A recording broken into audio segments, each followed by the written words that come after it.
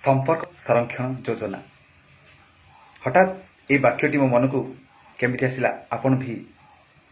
भावुक होइथिबे आ विचार विमर्श जाउथिबे काहेकि ना से दिन मु ज्ञानहोता कठरू शुणिला परे मु भी एमिति भावुक विचार विमर्श पड़े आ भाविली आ भितर थिबा गुड़ रहस्यटा बा कौन सेते बेले चिंता कली जे जदि ये संपर्क संरक्षण योजनाटा जदि यही बाहुल्य रे लागू ही जाए ताहले कौन हम कहीं जितेबले से दिन कथा हेतु पकाओ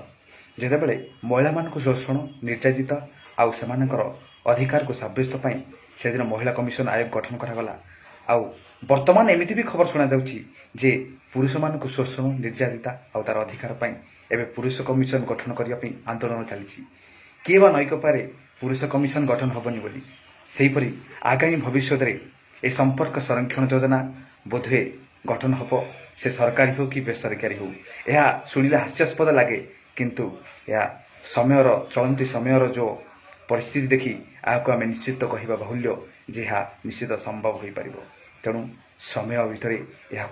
न रखिले एमती एक संगठन एमती एक योजना प्रस्तुत करने को पड़ो ए समाज ताहा समाज केते शुभंकर केते भल सब्यस्त हम से आपण कथा मोर चिंता आपणकर नमस्कार जय जगन्नाथ।